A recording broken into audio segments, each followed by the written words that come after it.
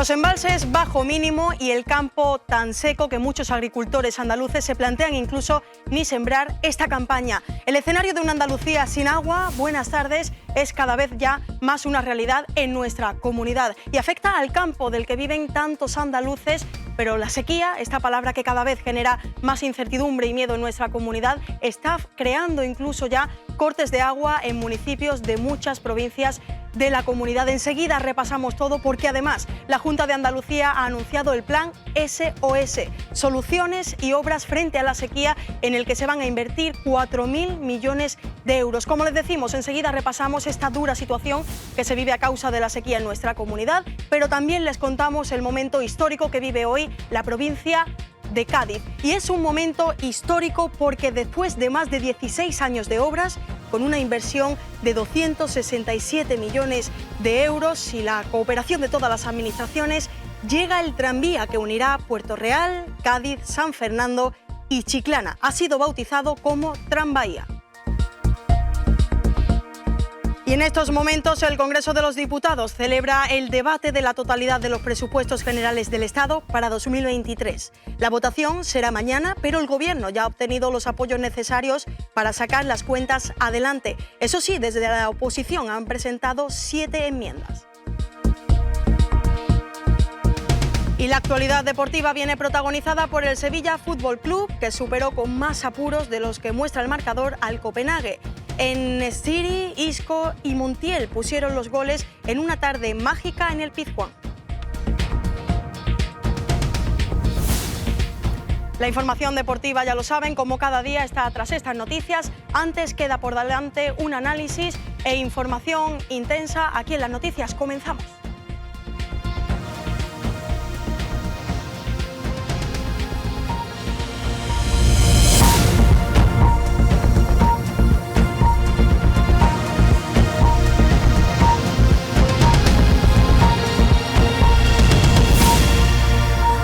Como les adelantábamos, la Junta ha anunciado un plan SOS para afrontar la sequía con una inversión de 4.000 millones de euros hasta 2027. Se trata de un plan integral para paliar los efectos de la sequía y la prioridad será la depuración de aguas. La Junta de Andalucía va a poner en marcha un plan de inversión hídrica con el objetivo fundamental de combatir la falta de agua y que supondrá la inversión de 4.000 millones de euros entre este año y el 2027. El denominado Plan SOS incluirá actuaciones en distintas materias, de la depuración a la recuperación de las masas de agua subterránea y no solo en las cuencas de competencia autonómica, también en las que corresponden al Estado. Con la cuenca del Guadalquivir al 19% de su capacidad y el conjunto de Andalucía en un 23% de llenado, este programa dará respuestas a las necesidades de los principales sectores económicos y productivos de la comunidad autónoma, con especial hincapié en el agrario, el industrial y el turístico.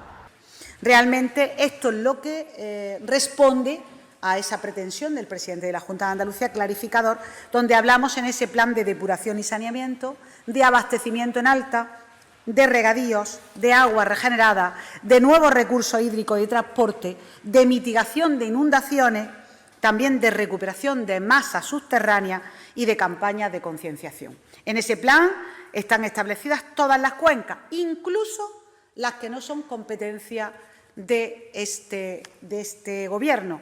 En el plan también se incluye el auxilio a los municipios en materia de abastecimiento de agua en alta, con 430 millones de euros de inversión.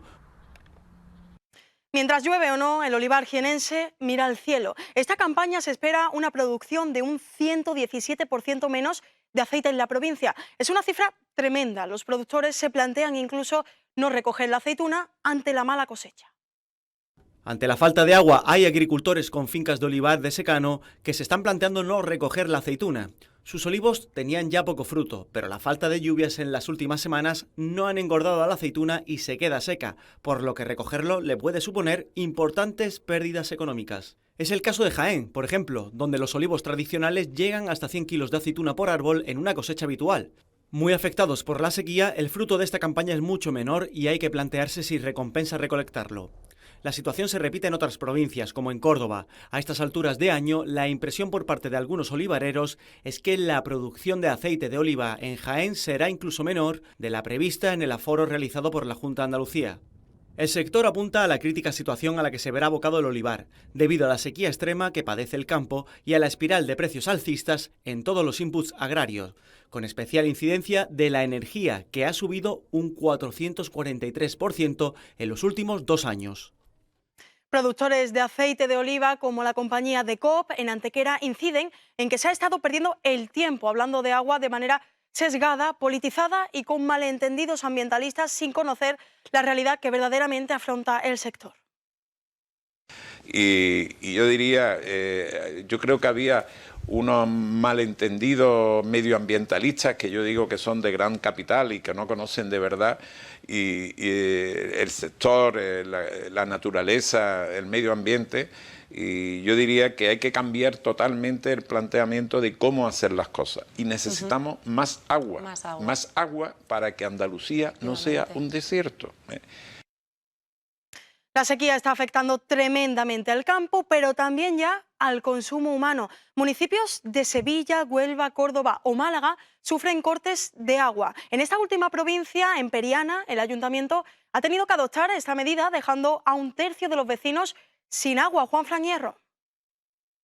La sequía continúa haciendo estragos en la comarca de la Axarquía. A día de hoy, el embalse de la Viñuela se encuentra bajo mínimos, por debajo del 10% de su capacidad, comparándose así con los datos del año 2008. La pasada semana ya se planteó la posibilidad de instalar desaladoras portátiles en la zona para poder paliar y mejorar un poco toda esta situación, aunque desde Axaragua confirmaron que este proceso tardaría entre 4 o 5 años. Un tiempo que la comarca de la Axarquía no se puede permitir perder. Ya en municipios como por ejemplo en Periana, donde nos encontramos hoy, ya se está restringiendo el suministro de agua a los vecinos de aldeas y diseminados ante el bajo nivel del acuífero del Guaro, que sigue sin poder consumirse por su elevada turbidez. Bueno, los vecinos estamos concienciándolos y ellos también concienciando a nosotros de que el agua es un bien común, que el agua es un bien muy precioso. Y bueno, al principio pues mal, porque la verdad que cuando uno no tiene agua en el grifo de su casa es una tragedia hoy día, pero poco a poco todo el mundo está apoyando sus depósitos, saben los días de corte, aunque el corte nosotros tampoco lo podemos tener programado, porque depende de la captación que tenemos en Guaro. Guaro unas veces tiene más agua, aporta más agua y otras veces menos. Estamos siempre en mínimo. Lo que está pasando en Periana, que somos la parte alta, pronto lo vamos a sufrir en el resto de la comarca. A esa presa, a ese embalse, o le traemos agua de otro embalse o de otras cuencas, o será una tragedia para toda la comarca. Según el barómetro andaluz, el 75,4% de los ciudadanos prevé cortes de agua en la comunidad. Hay temor por estos cortes y sensación de preocupación entre la población debido a la sequía. Así nos los han trasladado los andaluces. No creo que se llegue a cortar el agua en mi zona. En otras zonas de España, pues quizás. Aquí en Andalucía hay zonas que yo sé que están bastante en riesgo. Pues actualmente en Málaga no tengo miedo ninguno. En otros municipios, como por ejemplo en la Axarquía, sí que hay más probabilidad. Aunque se estén haciendo trasvases, la situación es difícil allí. A los que vivimos en las ciudades nos pueden cortar el agua y tengo miedo. Lo que pasa es que yo pienso que antes que cortarlo a las ciudades tienen que cortarlo a quien más consume agua, que son los agricultores. ¿Alguna alternativa? Pues no sé, de salinizadoras, ¿sabes? Crear lluvia artificial, que ya se está creando en algunos sitios del mundo, en China y demás. Quizás algo de eso, no sé. Sí, la desaladora. Actualmente en la Costa del Sol es la única alternativa posible. O desaladora o construir más embalse, pero esa opción ahora mismo es inviable. Reutilicen, que para eso están las depuradoras, que hagan más, si hay que hacer más grande, pues más grande, pero aprovechar que no se desperdicie ninguna. Así que se puede pensar en explotar mejor las aguas subterráneas o desalinizar el agua del mar, el que pueda pagarlo. Y está, vamos, miedo a no poder más, sí. Precisamente esa idea de emplear agua regenerada todo lo que se pueda es la que ha tomado la Real Federación Andaluza de Golf junto con otras entidades del sector para hacer que este ocio sea más sostenible y solidarizarse con esta sequía que sufre la comunidad. La Asociación Española de Campos de Golf, la Real Federación Andaluza de Golf y la Asociación Española de Greenkeepers han organizado una jornada para destacar la sostenibilidad de campos de golf, poniendo el valor en el uso de la agua regenerada, a la que han asistido medio centenar de personas entre propietarios y gerentes de campos de golf andaluces, así como representantes de empresas del sector y personalidades de diferentes entidades públicas y privadas. Durante la jornada, organizada en colaboración con Acosol, se destacó el papel de la industria del golf en el cuidado de los recursos hídricos, ya que representan solamente el 0,3% de la superficie total de regadío andaluz. Además, el 80% de ese riego se realiza con aguas recicladas, convirtiendo así a la industria del golf en sector pionero en la reutilización de estos recursos y en un activo generador de riqueza y empleo. Para la Asociación Española de Greenkeepers, el uso de agua regenerada supone ganar independencia respecto a las condiciones ambientales, precipitaciones y periodos de sequía. Hoy han comenzado en Sevilla unas jornadas a nivel internacional dedicadas a la sequía y al cambio climático. Diferentes personalidades del Ayuntamiento de la capital hispalense, de la Junta de Andalucía y de diferentes empresas del sector han estado allí presentes. María Mena. Así es, Semasesa y Cátedra del Agua organizan en Sevilla la Jornada Internacional Una visión integradora de la sequía y el cambio climático, dos temas de interés actual que coparán el evento que durará 2 días, este miércoles 26 de octubre y mañana jueves. En estos 2 días, al menos 50 ponentes de diferentes administraciones, empresas, universidades y consumidores darán una visión integradora que permita mejorar la gestión eficiente de un recurso tan escaso, reflexionar sobre el presente y anticiparse al futuro y buscar soluciones ante posibles escenarios. El principal objetivo de este encuentro es encauzar políticas globales para implementarlas en la gestión local, trasladando los ejemplos y enseñanzas que se llevan a cabo a nivel mundial y desarrollarlas adaptadas a la municipalidad, redundando de manera directa en la ciudadanía. Supone una visión integradora que persigue mejorar la gestión eficiente del agua, tanto la destinada al ciclo urbano como al regadío. La guerra de Ucrania nos ha vuelto a poner de manifiesto una vez más la necesidad de garantizar la soberanía alimentaria de Europa y, como no puede ser de otra manera, mejorar nuestra seguridad hídrica. Sin agua es difícil garantizar la producción de alimentos y sin hacer una gestión eficiente de la misma es casi imposible, no solo por la afección que tiene sobre la producción de alimentos, sobre toda la industria. Ustedes han oído a nuestro presidente decir muchas veces que el agua es para Andalucía lo que el gas es para Alemania. Andalucía sin agua se para, Alemania sin gas se para. Por lo tanto, ¿qué es lo que ustedes nos dijeron en el Pacto Andaluz del Agua? Queremos que el agua sea una prioridad para Andalucía. Y eso es lo que estamos haciendo y estamos tratando de hacer desde la Junta de Andalucía, impulsar que eso sea así.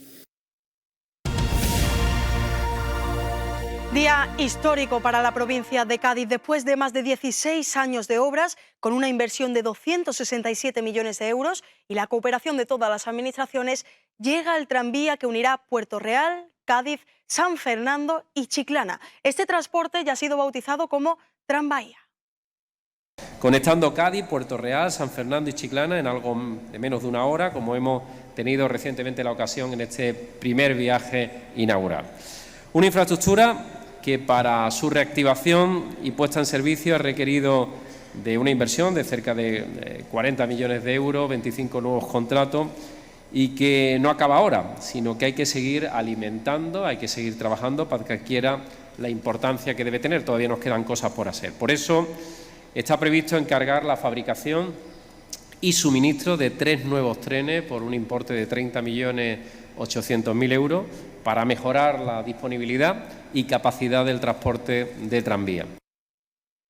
El aeropuerto de Sevilla lleva décadas sin una conexión ferroviaria con la ciudad, y eso que por sus instalaciones pasan más de 7,5 millones de pasajeros al año. El taxi y una línea de autobús son las únicas formas de conexión, pero parece que esta demanda histórica de Sevilla puede verse hecha realidad. Rafa Cortegana, ¿para cuándo se espera? Son décadas de espera para algo tan importante que puede significar el despegue real del Aeropuerto Internacional de Sevilla. Pero más que para cuándo, creo que deberíamos saber el por qué. Pues la principal razón, o una de las principales razones, es que carecemos de un servicio de tren de cercanías, una asignatura histórica que la Junta de Andalucía y el Gobierno central han prometido en diversas ocasiones. Pero también, por otro lado, el proyecto para conectar el aeropuerto de Sevilla con el AVE se paralizó en 2011 con ese fracaso del eje ferroviario transversal andaluz. Entonces, ¿cuál es la situación actual? Pues la misma que desde hace algunos años. Taxi y una única línea de autobús que en horas punta provoca enormes colas de espera para los turistas llegados al aeropuerto. Ahora parece que se ve la luz al final del túnel, al igual que ha sucedido con el metro de Sevilla. El Gobierno de España ya ha publicado en el Boletín Oficial del Estado la licitación de un contrato para el estudio de esta conexión. Bueno, pues para este estudio hay un presupuesto cercano a los 900.000 euros y un plazo de ejecución de 2 años. El objetivo de este informe no es otro que el de la elección de la alternativa óptima para este enlace entre el aeropuerto de Sevilla y la estación de Santa Justa. En definitiva, la empresa adjudicataria tendrá un plazo de ejecución de 24 meses para analizar la mejor alternativa de transporte para una conexión ferroviaria de viajeros entre el aeropuerto de Sevilla y la estación de Santa Justa. Por cierto, va a convivir con el estudio que también encargó la Junta de Andalucía y que adjudicó a primeros de este año para la redacción de dicho estudio. Un estudio para el que se ha puesto un plazo de ejecución de 13 meses. Gracias por la información. Y el 31 de marzo llegará a Málaga el primer AVE privado con conexión a Madrid.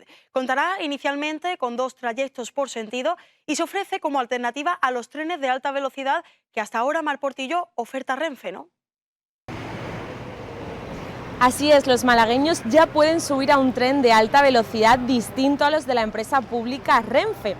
El 31 de marzo de 2023 será el primer viaje con la empresa Irio, que ya ha puesto a la venta sus billetes para esta jornada inaugural que va a iniciar sus servicios entre Madrid y Málaga con 2 trayectos diarios, uno a las 11:30 y otro a las 9 menos cuarto, aunque la idea es aumentarlo hasta 5.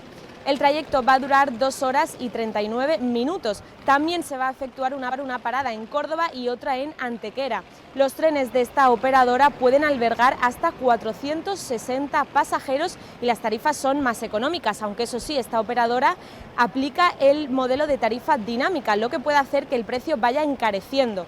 De este modo se podrá reservar un trayecto con una operadora y el otro con otra distinta en función de los precios y los horarios más interesantes. Gracias, Mar. Y Andalucía abre desde hoy y hasta el 9 de noviembre el plazo para solicitar el cheque escolar de 100 euros. Tal y como anunció ya la Junta, irá destinado a familias con una renta inferior a los 15.000 euros anuales, 15.000 euros, que cuenten con menos de 5 miembros. Recibirán un cheque por cada hijo escolarizado en la enseñanza obligatoria para afrontar gastos de material escolar, uniformes, comedor, aula matinal o actividades extraescolares ante la subida de la inflación. La previsión es que esta ayuda alcance a 200.000 alumnos de primaria, secundaria, formación profesional y educación especial en toda la comunidad. Fuera de cobertura es el nombre de la campaña que Cáritas pone en marcha con el objetivo de hacer visible la realidad de las personas que viven en la calle y están excluidas del espacio público normalizado y las relaciones sociales. En Andalucía hay de hecho 5.237 personas sin hogar. Tiene más datos Soraya Pérez. Así es, según se ha explicado en la sede sevillana de la entidad, más de 5.200 personas han sido atendidas por Cáritas Diocesana en toda Andalucía durante el pasado año 2021, según ha comentado en rueda de prensa el presidente de Cáritas Regional de Andalucía, Mariano Pérez. Desde la entidad han trabajado a través de 12 centros residenciales, 5 viviendas tuteladas, 6 centros de día y 4 centros sociales repartidos por toda Andalucía. A ello hay que sumar el trabajo de más de 650 voluntarios, personal técnico y una inversión de 4,5 millones de euros procedentes en un 42% de fondos propios y el resto de fondos públicos. Unas cifras, las de las personas sin hogar, que continúan aumentando debido a la pandemia, la situación económica o la guerra en Ucrania, habiéndose elevado en un 20% el número de personas sin hogar respecto a 2019, según datos de Cáritas. Por ello, con la campaña Fuera de Cobertura, se pretende visibilizar esta situación reclamando más medidas públicas que faciliten el acceso pleno de derechos a todas las personas en riesgo de exclusión, según ha explicado Francisco Sánchez, vicepresidente de Cáritas Regional Andalucía. El presidente del Gobierno, Pedro Sánchez, ha iniciado una gira africana que le llevará a Kenia y Sudáfrica con el objetivo de reforzar alianzas estratégicas con estos países y ayudar a facilitar oportunidades de negocio a empresas españolas. Se trata de la primera ocasión en la que un jefe del Ejecutivo español realiza una visita oficial a los dos países, en una muestra, según fuentes del Gobierno, de la trascendencia que otorga a las relaciones con el continente y que se plasma en el desarrollo del denominado Plan África, aprobado en 2019. Con motivo de este viaje, Sánchez no ha estado presente hoy en el Congreso de los Diputados, donde aún a esta hora se está celebrando el debate a la totalidad de los presupuestos para 2023. Un debate que el Ejecutivo afronta con cierta tranquilidad porque contará con una victoria holgada en la votación que será ya este jueves. El Gobierno ha tenido que negociar con Esquerra Republicana y PNV para que no presentaran enmiendas, y así ha ocurrido. En cuanto a la oposición, se han registrado 7 enmiendas a estas cuentas que están siendo muy criticadas. Desde el Partido Popular consideran que son unos presupuestos ficticios que no resuelven los problemas de los españoles. Pero todavía no ha sido el turno de palabra de la oposición. En esta primera mitad del día ha sido el turno del Gobierno. La ministra de Hacienda, María Jesús Montero, se agarra a los datos de las instituciones internacionales que avalan el liderazgo económico del país para defender las cuentas del próximo año.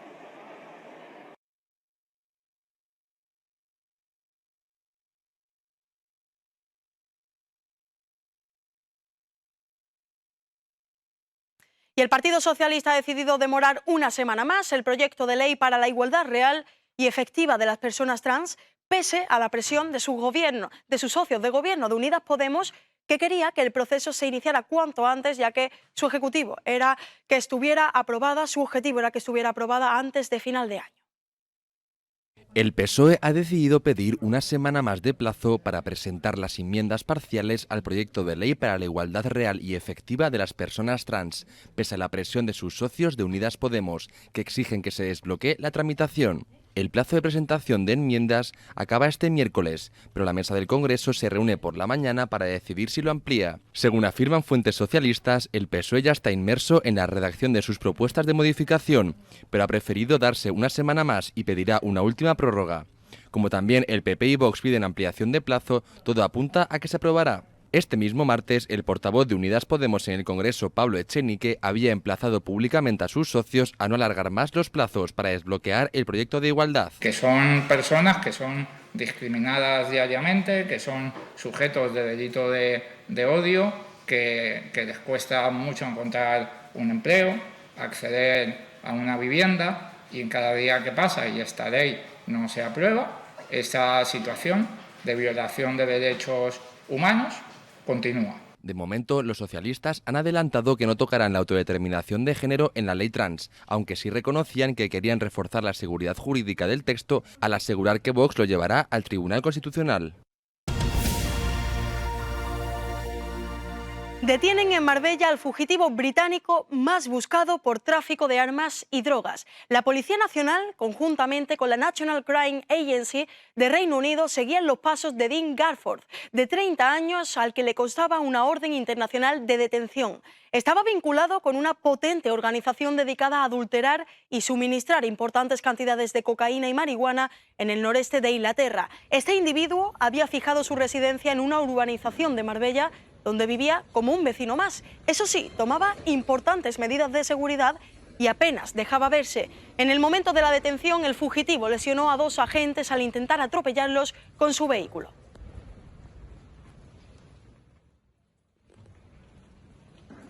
Olga Tarnowska es una youtuber ucraniana que lleva narrando la evolución de esta situación bélica desde que estalló la guerra en Ucrania. En el programa de esta casa Hola Andalucía, Olga ha denunciado públicamente que Rusia es una fábrica de informaciones falsas que intentan condicionar a la opinión pública. Para culparnos, pues inventa todas las mentiras que la gente tiene todavía en sus cabezas, y con esto es muy difícil luchar con lo que la gente se imagina de Rusia, ¿no? Como un gran país, un país libertador, no sé qué. Y no es nada de esto, es un país imperialista, un país que invade otros países que considera más débiles, y un país que no respeta a nadie. El nuevo gobierno de Giorgia Meloni, de Hermanos Italia ha aprobado el voto de confianza de la Cámara de los Diputados italiana con 235 votos a favor y 154 votos en contra. A falta de completar el trámite del Senado, la coalición de derechas pasará a presidir Italia los próximos años. El primer ministro británico, Rishi Sunak, ha tratado de fomentar la unidad dentro del Partido Conservador al nombrar este martes un gabinete de ministros representativo de varias facciones de la formación. Destaca la presencia de James Cleverly como ministro de Exteriores, Suella Braverman como titular de Interior o Jeremy Hunt, del antiguo bando contrario al Brexit, en la cartera de Economía. El viceministro de Exteriores chino, Ma Zhaoxu, ha asegurado que China está cada vez más cerca del centro del escenario mundial y considera que la gran amenaza para el orden mundial es aquel que va en contra de la tendencia de la historia y se empeña en incitar la confrontación y amedrentar a otros, en una clara referencia a Estados Unidos.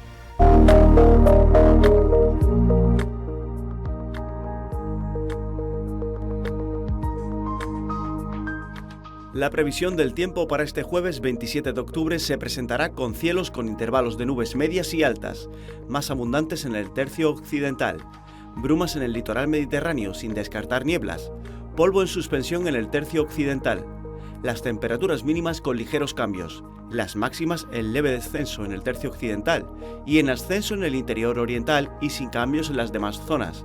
Los vientos serán de levante en el litoral mediterráneo oriental y en Cádiz, y de componente sur en el resto. Y nos despedimos con la increíble historia que hay detrás de Pasaje a Hawái, el documental basado en el libro del historiador Miguel Alba sobre los descendientes de los emigrantes andaluces que entre 1907 y 1913 cruzaron el charco con la promesa de casa y trabajo. Pero Miguel Alba ha ido más allá, incluso ha conseguido que estos estadounidenses visiten nuestra tierra, Andalucía. Con esta conexión andaluza hawaiana nos vamos. Gracias por estar ahí. Se quedan con los deportes con Mariano Nogales. Siempre nos decían que mi abuelo vino en un barco y llegó a Hawái. Mi padre salió de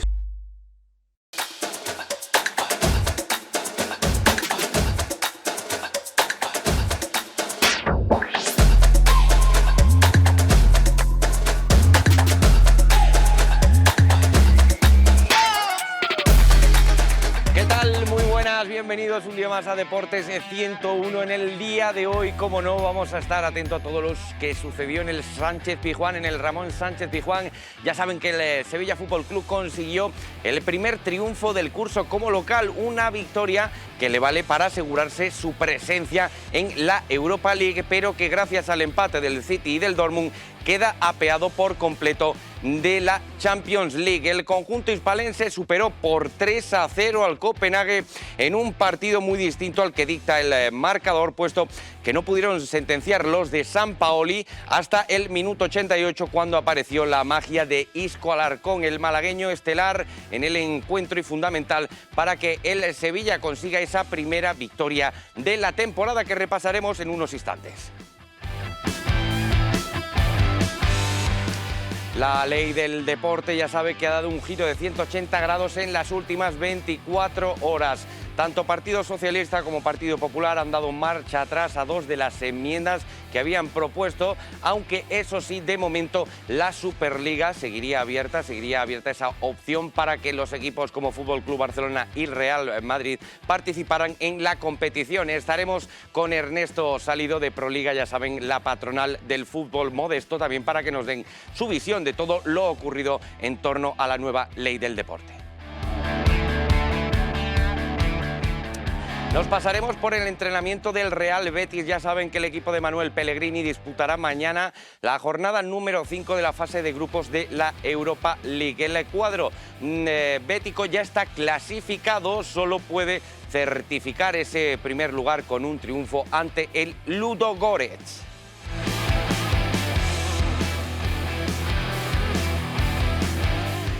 Y finalmente también estaremos con los protagonistas del sorteo de la Copa del Rey de esa cuarta eliminatoria. Escucharemos a José Antonio Borrego Tete, el actual técnico del equipo campeón de la competición del Bisóquer UMA Antequera, que nos dará su visión de ese primer sorteo en el que el conjunto universitario se enfrentará al Benavente, en recuerdo también a esa fase de ascenso de la temporada pasada en la que el conjunto malagueño consiguió esa vuelta a la Liga Nacional de Fútbol Sala.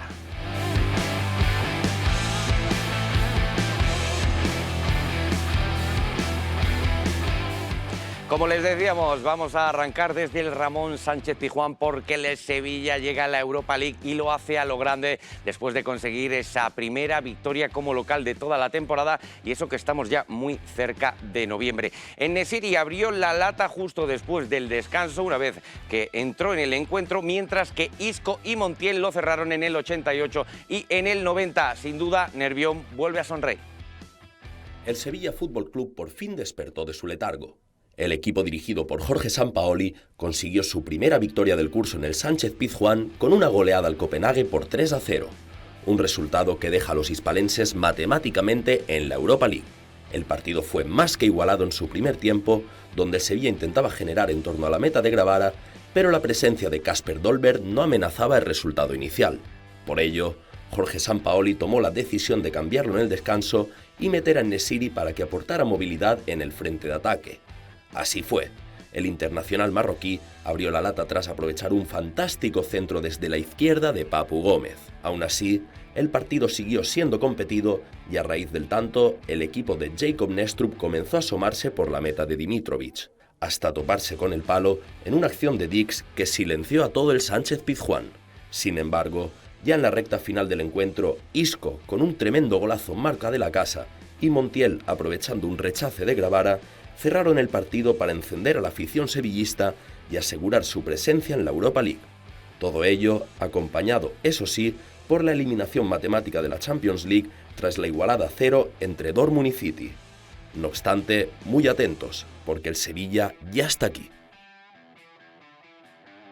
El conjunto de Nervión está de vuelta y lo ha hecho a lo grande con ese triunfo por 3-0 ante el Copenhague. Y ahora vamos a escuchar a los protagonistas por orden. Sampaoli, Isco y Montiel alzarán la palabra para analizar este encuentro y sobre todo lo bien que le sienta al Sevilla vencer por primera vez en la temporada en el Pizjuán. Un partido muy duro, muy disputado, cuando el equipo logró entender cómo jugarlo al partido.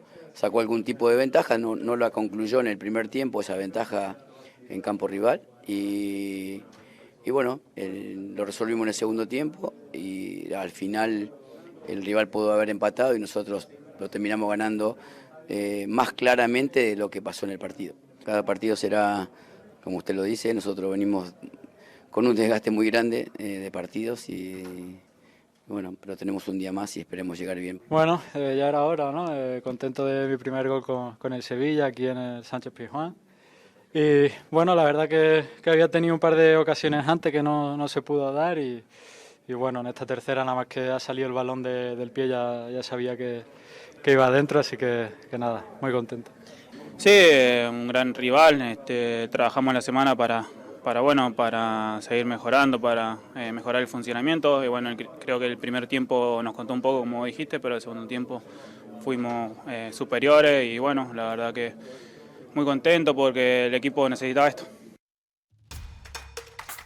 Y de Sevilla nos vamos a Leipzig para ver el otro representante español que participó en la jornada de ayer, en esta quinta jornada de la UEFA Champions League. Hablamos del Real Madrid, que sufrió la primera derrota de la temporada y lo hizo en el Red Bull Arena de Leipzig ante el conjunto germano, ante el conjunto alemán, en un partido en el que, como ven, ese resultado de 3-2 le vale al Leipzig para tener opciones de clasificarse de cara a la última jornada, mientras que el Real Madrid, a pesar de la derrota, ese empate entre el Celtic y el Shakhtar Donetsk, hace que se clasifique ya matemáticamente y veremos si lo hace como primero de grupo, una situación que de momento no tiene asegurada. Guardiol abrió el marcador en un tiro de esquina, posteriormente Christopher Nkunku amplió las diferencias, mientras que Vinicius puso el 2-1 antes del descanso. Timo Werner, después de 12 minutos de pasar sobre el verde del Red Bull Arena, anotó el 3-1 y finalmente Rodrigo descontó en el 93 desde el punto de penalti. Como decimos, el Madrid ya está matemáticamente clasificado, solo falta saber si lo hace como primero o como segundo. Así vio Carlo Ancelotti el papel de sus chicos sobre el estadio alemán. Bueno, hemos sido atentos en balón parado y después desde ahí hemos encajado 2 goles en balón parado, que habitualmente somos mucho más contundentes. Después desde ahí el partido ha sido mucho más complicado porque ellos han disfrutado la calidad más grande que tienen, que es la contra. Tienen delanteros muy rápidos y a nosotros nos ha costado entrar en el partido, pero hemos entrado en el partido, hemos intentado de empatarlo el partido, hemos sido cerca de empatar. Nos ha faltado, yo no he visto falta de intensidad o de actitud. Antes o después una derrota tenía que llegar. Con una derrota aprende más que con 10 victorias seguidas, porque te vas a focalizar más en lo que no ha salido bien, que ha sido sobre todo el balón parado defensivo, donde hemos encajado 2 goles. Habitualmente somos mucho mejor, pero puede pasar. Y seguimos hablando de la Champions League en esta quinta jornada, puesto que el Atlético del Cholo Simeone se va a jugar la vida en el Wanda Metropolitano y lo va a hacer ante el Bayer Leverkusen. Precisamente se miden tercer y cuarto clasificado del grupo. El Atlético solo cuenta con 4 puntos en las 4 jornadas ya disputadas, mientras que el conjunto alemán, el conjunto germano, solo suma 3 unidades en su casillero. Segundo es el Oporto con 6 y el ya clasificado Brujas con 10. De ahí que el Cholo, el Atlético, necesite el triunfo para seguir soñando con estar en la siguiente ronda, si no tendrá que conformarse con la Europa League. Un partido al que no llegan ni Coque, ni Llorente, ni tampoco Lemar, al igual que el Leverkusen no podrá contar con Wirtz, Palacios, Belarabi o Azmoun, 4 jugadores de la columna vertebral del equipo de Xabi Alonso. Precisamente en la previa ha hablado el Cholo Simeone y estas son sus opiniones respecto a este crucial encuentro, la primera final del Atlético en esta temporada 2022-2023. Porque siempre tenemos la responsabilidad y la obligación de ganar, ahora tenemos la necesidad de ganar y se gestará de la mejor manera que creemos para que el partido vaya para el lugar donde nosotros creemos que le podemos hacer daño al rival. Ellos tienen mucha velocidad arriba, como siempre, más allá de seguir la línea del equipo que está teniendo, ya sea desde lo defensivo a lo ofensivo, valorar siempre las virtudes del rival y a partir de ahí, obviamente, buscar desarrollar nuestro mejor juego. A la gente absolutamente no puedo pedirle nada, nosotros le tenemos que dar a la gente. Nuestra situación es desde abajo, transmitir emociones, transmitir ilusión, transmitir trabajo, entregarnos como nos entregamos al Atlético de Madrid hace 11 años y después todo lo demás. Soy de una forma de pensar en la vida, dar sin esperar. Y seguimos con la Champions porque el Fútbol Club Barcelona también en el día de hoy pondrá en liza en esta quinta jornada, pero el Fútbol Club Barcelona lo hace incluso peor todavía que el Atlético de Madrid, porque su partido, el de las 9 de la noche, puede llegar a ese encuentro ya eliminado de la competición, puesto que el Inter de Milán se enfrentará al Victoria Pilsen en el Giuseppe Meazza y lo hará a las 18:45, a las 7 menos cuarto. De ahí que una vez que arranque el encuentro entre el Fútbol Club Barcelona y el Bayern, los de Xavi Hernández ya sepan el devenir en la competición, es decir, si van a poder seguir peleando hasta la sexta jornada o si en cambio tendrán que ir a la Europa League, ese mismo camino que ha tomado el Sevilla. Y una de las novedades es Gavi, ya saben que se tuvo que retirar en el último encuentro del conjunto azulgrana ante el Athletic de Bilbao, y es sin duda la presencia que resaltamos en la convocatoria, en la que ya saben no estarán Christensen, Depay y también Araujo por parte del FC Barcelona, ni Sarr, Sané, Lucas Hernández o Manuel Neuer por parte del Bayern, que ya está clasificado, mientras que el Barça es tercero con 4 puntos a 3 del Inter. Y Xavi Hernández en la previa no ha sido nada positivo con esta situación, con esta tesitura que atraviesa el FC Barcelona en la máxima competición continental. No, yo siempre soy positivo, ya me conocéis un poco, ¿no?, de estos meses, pero claro, no dependes de ti. Esa es la desgracia. Cuando no dependes de ti ya no eres tan positivo. Es así. La situación es incómoda, la situación no es fácil para nosotros. Pero bueno, nosotros tenemos que salir a ganar el partido, de verdad, a esperar. Evidentemente estaremos pendientes de lo que pase en Milán. Por eso, que al no depender de ti, pues te entra esta sensación de que no eres tan positivo, es lógico, es humano, ¿no? No hemos estado al nivel en muchas situaciones de la competición de Champions, otras veces sí. Yo creo que en Múnich merecimos mucho más, pero es el resultado el que marca, ¿no? En general tengo la sensación que lo hemos tenido en nuestras manos y ahora no dependemos de nosotros, ¿no? Estamos en una situación que no dependemos de nosotros y que podríamos estar perfectamente dependiendo de nosotros, ¿no? Entonces son errores nuestros del equipo.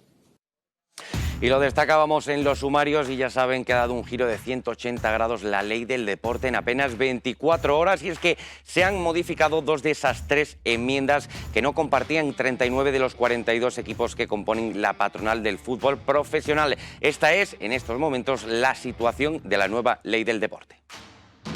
La futura nueva ley del deporte continúa dando pasos hacia su definitiva aprobación tras recibir este martes el visto bueno de la Comisión de Cultura y Deporte del Congreso de los Diputados, donde los partidos políticos aprobaron 2 de las enmiendas que más preocupaban a la Liga y alejaron la posibilidad de una posible huelga. Estas enmiendas se refieren al control por parte de la patronal de sus derechos, lo que afectaba directamente al acuerdo firmado con el Fondo de Capital de Riesgo CVC plasmado en la Liga Impulso, que está demandado en la justicia por el Real Madrid Fútbol Club Barcelona, y a la necesidad de que exista un informe vinculante y favorable ante cualquier intento de la Real Federación Española de Fútbol para modificar sus estatutos y reglamentos. Las 2 fueron aprobadas por los diputados en una larga sesión de más de 4 horas de duración, pero en cambio no salió adelante la otra que preocupaba a la patronal y que era relativa al proyecto de la Superliga Europea, que no tendría oposición en esta nueva legislación. Ahora son los clubes profesionales los que deben decidir si toman alguna decisión al respecto en la asamblea extraordinaria que celebrarán este jueves, aunque parece que de momento la posibilidad de convocar una huelga ya no es tan posible. La ley del deporte superó este trámite después de obtener 18 votos a favor, 6 en contra y 13 abstenciones, todas ellas del Partido Popular, que expresó su malestar por la enmienda del PNV permitiendo una selección vasca de pelota. Su siguiente paso será el de conseguir la aprobación del Congreso de los Diputados. Tras su paso por el Congreso, la ley del deporte llegará al Senado, donde se abrirá una ronda de ponencias y comisiones antes de la aprobación de enmiendas previas a su aprobación definitiva prevista, según indicó el presidente del Consejo Superior de Deportes, José Manuel Franco, antes de finales de 2022. Y en relación a este tema contamos hoy con la presencia del vicepresidente económico de Proliga, ya saben, la patronal del fútbol modesto, para conversar acerca de la postura que tiene la patronal respecto a esta situación que atraviesa el fútbol profesional. Ernesto Salido, ¿qué tal? Muy buenas. Muy buenas tardes, Mariano. Un placer saludaros como siempre. En primer lugar, te quería preguntar, Ernesto, ¿cómo ha cambiado en 24 horas la situación después de dar marcha atrás a esas 2 de las 3 enmiendas, verdad? Pues sí, la verdad es que sí, ha dado un vuelco en las últimas horas y, como bien habéis dicho, las 2 enmiendas se han aprobado, la tercera no, la que hace referencia a la seguridad jurídica de la venta de los derechos de la Liga, por un lado, y la que evita un poco que la Real Federación pueda hacer modificaciones estatutarias y reglamentarias sin el informe vinculante de la Liga, ¿no? Y la otra tercera es la que de momento ha salido hacia adelante. Sin duda, Ernesto, llama la atención porque apenas todo se ha movido en 24 horas. Podríamos decir que si no hubiera sido tan mediático, quizás no hubiera sido todo tan rápido, ¿no? Efectivamente, tratándose, como sabemos, de fútbol profesional, que es un deporte el más mediático que hay a nivel mundial, diría, y en España ya sabes que es súper mediático, pues el tema se aceleró y bueno, y al final ayer se llegó a esta modificación de enmienda y bueno, y ahora estamos a la espera de aprobación de Congreso y, como bien sabéis, después pasar al Senado, ¿no? Porque, Ernesto, económicamente habría supuesto un auténtico drama, ¿verdad?, para los equipos profesionales, quitando, ya saben, a Real Madrid y Fútbol Club Barcelona. Pues sí, el hecho de que no se le permitiera a la Liga comercializar sus bienes directamente, explotarlos, provocaría que el acuerdo, como bien sabemos, de CVC, pues o bien se modificaran o bien terminaran en ciertos momentos. Entonces, pondría en serio riesgo, en nuestra opinión, la viabilidad de muchos de los clubes profesionales, ¿no?, hoy día. ¿Y qué te parece esa enmienda que, como decíamos antes, no se ha modificado, esa opción que queda abierta de cara a que los clubes puedan participar en competiciones que ya saben que no estarían, que no serían como, por ejemplo, la Superliga? ¿Qué opinión tiene ProLiga? Pues mira, nosotros no nos hemos definido todavía porque tampoco conocemos el modelo de la Superliga, que se ha hablado mucho, pero tampoco se ha definido absolutamente nada, ¿no? Entonces, una vez que se defina, realmente tendremos una opinión a valorar. Lo que sí te comento, y eso ya te lo digo a título más bien privado, que todo lo que sea mejorar las categorías profesionales, el fútbol europeo y todo lo que sea beneficiar al fútbol no profesional, estaremos siempre de acuerdo, ¿no? Y está claro que las audiencias en determinados momentos bajan, la gente joven parece que no ve el fútbol tanto como antes y algunos cambios deberíamos hacer, ¿no? Pero ya te digo, prefiero esperar a que se defina el modelo de la Superliga para darte una opinión más fiable, ¿no?, en ese sentido. También, Ernesto, dentro de esta nueva ley del deporte destaca el artículo número 47, en el que se impide que cualquier futbolista profesional que esté en activo pueda realizar cualquier negocio, sobre todo por la situación que deparó el tema Rubiales y Piqué. Pues sí, hombre, yo ahí te diría que sí lo veo bien. Es decir, como bien sabemos, la Federación Española, o bueno, todas las federaciones, son entidades privadas, pero tienen competencias públicas delegadas del Consejo Superior de Deporte. Entonces son empresas privadas, entre comillas. Y luego Piqué en concreto, que el caso que me has comentado, pues un futbolista cuyo equipo pertenece a una organización que regula la Federación Española de Fútbol. Entonces, y ahí me acojo a un dicho, ¿no?, que conocemos todos, la mujer del César no solamente tiene que ser honrada, sino parecerlo, ¿no? Entonces, aunque el tema pudiera ser legal, yo creo que la ética en este caso pesa mucho, ¿no? Y hablando de ética, Ernesto, también, ¿qué te parece esa enmienda que ha aprobado, que propuso el PNV en relación a, ya hablamos fuera del fútbol, y es que los equipos de pelota vasca, los deportistas de pelota o de surf del País Vasco puedan competir bajo su bandera? Ese es un tema peliagudo, ¿no? Yo es que ya sabes que no me gusta la política, posicionarme mucho con el tema político, ¿no? Entonces yo ahí te daría un pasapalabra, pero bueno, al final representamos a un país, vivimos en España con comunidades autónomas, cada una con su idiosincrasia diferente y bueno, ahí es un tema más profundo para hablar más detenidamente, te diría yo, ¿no? Y ya finalmente también, ya que estás aquí, Ernesto, me gustaría que nos contaras, para todos aquellos que no saben qué es ProLiga, ya saben, la patronal del fútbol modesto, cómo ayudáis, cómo asesoráis y cómo os preocupáis por todos aquellos clientes vuestros. Pues mira, nosotros, como bien sabes, somos la patronal del fútbol no profesional, que englobamos a todos los clubes de categoría nacional no profesionales, desde primera federación hasta tercera federación. Y procuramos, a cambio de una pequeña cuota, asesorar a los clubes en materia jurídica, legal, laboral, marketing, llevamos todas las relaciones institucionales, en fin, procuramos ser un poco como a mí me gusta decir, el paño de lágrimas de todos ellos, ¿no? Y procuramos que las categorías cada día se vayan dignificando un poquito más, ¿no? Porque necesitan, la verdad, que mucha ayuda y muchas subvenciones públicas y demás, ¿no? Aquí, si me permite, Mariano, si me das 30 segundos. Por supuesto, Ernesto.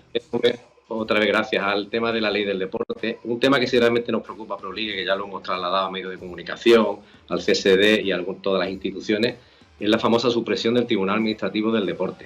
Es decir, que un tribunal público y gratuito como era hasta ahora, que reflejaba todas las reclamaciones ante federaciones que pudieran ser deportistas o clubes, en este anteproyecto de la ley desaparezca, no nos parece bien, y sobre todo que se cambie por un tema de un arbitraje voluntario, parece ser que va a ser también gratuito, pero realmente nos preocupa mucho. O sea, nos preocupa, y a modo de ejemplo te diría que una tarjeta amarilla de un futbolista o una incomparecencia o alguna decisión disciplinaria de ese tema tuviera que ir a la jurisdicción civil y se eternizara, ¿no? Ya no solamente gasto de abogado y procurador, sino que para el fútbol no profesional y para deportistas ya en particular también sería una auténtica catástrofe, ¿no? Y en eso hemos hecho hincapié, hemos trabajado, pero bueno, parece ser que no, puede que no salga adelante, esperemos que se pueda cambiar, ¿no? Veremos qué ocurre. Se nos acaba el tiempo y solo nos queda agradecerte, Ernesto, ya saben, vicepresidente económico de Proliga, la patronal del fútbol modesto, por acompañarnos. Muchas gracias, Ernesto. Un placer como siempre, a vuestra disposición. El placer es nuestro y nosotros vamos a continuar y lo vamos a hacer yéndonos hasta Sevilla, puesto que allí está nuestro compañero Fran Campos, que en el día de hoy ha estado en el entrenamiento del Real Betis. Muy buenas, Fran, y sobre todo, ¿cuáles son las novedades del conjunto bético para viajar al encuentro ante el Ludogorets? ¿Qué tal, Mariano? Muy buenas tardes desde la ciudad deportiva del Real Betis Balompié, donde ha entrenado el conjunto de Manuel Pellegrini esta mañana antes de partir hacia Hungría. De hecho, en estos mismos instantes está previsto que parta ese vuelo del conjunto verde y blanco hacia Hungría para ese partido de mañana frente al Ludogorets, en el que el Betis espera conseguir certificar ese primer puesto de grupo, lo que sería un éxito absoluto, y así evitar esa fase previa de la Europa League, lo que desahogaría el calendario de cara a la segunda parte de esta temporada, que ya sabemos que está dividida por el Mundial. En el entrenamiento hemos visto la charla habitual de Manuel Pellegrini, algo más larga de lo normal. Ojo, porque hay dos ausencias importantes. No hemos visto entrenar ni a William Carballo ni a Andrés Guardado, además evidentemente de los lesionados ya conocidos Luis Felipe y Sabalí, y Juanmi y Camarasa, de larga duración. Pero eso sí, hemos visto muy buen ambiente en la sesión de los hombres de Manuel Pellegrini, con un Joaquín muy sonriente, bromeando mucho con Borja Iglesias, bromeando incluso también con el propio técnico chileno. Y también una imagen que nos ha llamado la atención ha sido el nuevo look de Sergio Canales, un peinado, un pelado estilo moicano, que seguro que le da nueva esencia al cántabro, que ya, como sabéis, tiene muchas ganas de volver después de esa expulsión que sufrió en Cádiz. Se perdió el partido con el Atlético de Madrid, volverá frente al Ludogorets. Como decimos, el Betis con buen ambiente, que afronta un encuentro clave para certificar lo que sería una fase de grupos exitosa en la Europa League. Muchas gracias, Fran, compañero, ya saben, de 101 Sevilla. Y ahora nos movemos hasta Almería para escuchar a César de la Hoz, uno de los protagonistas de este conjunto almeriense, el capitán, que ha alcanzado 150 partidos con la entidad almeriense. Así nos cuenta cómo ha ido este camino y sobre todo cómo se gestó su traspaso a la Unión Deportiva Almería. Creía que el club era un club que con aspiraciones a crecer. Después ya con la llegada de Turki, pues exponencialmente creció mucho más, y la verdad que mi idea era esa, pero no me esperaba llegar a tantos partidos.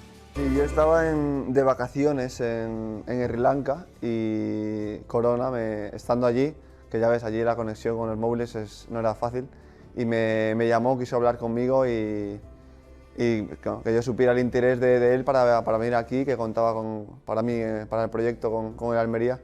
Y bueno, la verdad que no me lo pensé mucho, porque yo creo que estábamos en un momento similar en mi carrera con la situación de la Almería, que me iba a venir bien para crecer, y bueno, así ha sido. Ver niños con la camiseta de la Almería, que por la calle ya te conozcan, que el primer año era difícil que te reconocieran por la calle, ahora ya a cualquier sitio que vas ya te conocen, te dan ánimos, te saludan, te piden fotos, y bueno, eso es importante para el club, que vaya creciendo para que se asiente en la máxima categoría. Después de escuchar a una leyenda viva de la Unión Deportiva Almería, nos hemos quedado sin tiempo y lo vamos a hacer. Nos vamos a despedir con una sección a la que ya les tenemos habituadas en estas primeras semanas. Vamos a escuchar los sonidos de la ACB, ya saben, todo lo que muchas veces no percibimos en los tiempos muertos, todas esas broncas, esas regañinas, los ajustes en defensa o en ataque de la Liga ACB de la jornada número 5. Nosotros nos marchamos, que tengan un buen día y por supuesto mañana les esperamos aquí en 101 TV, la nueva televisión de Andalucía.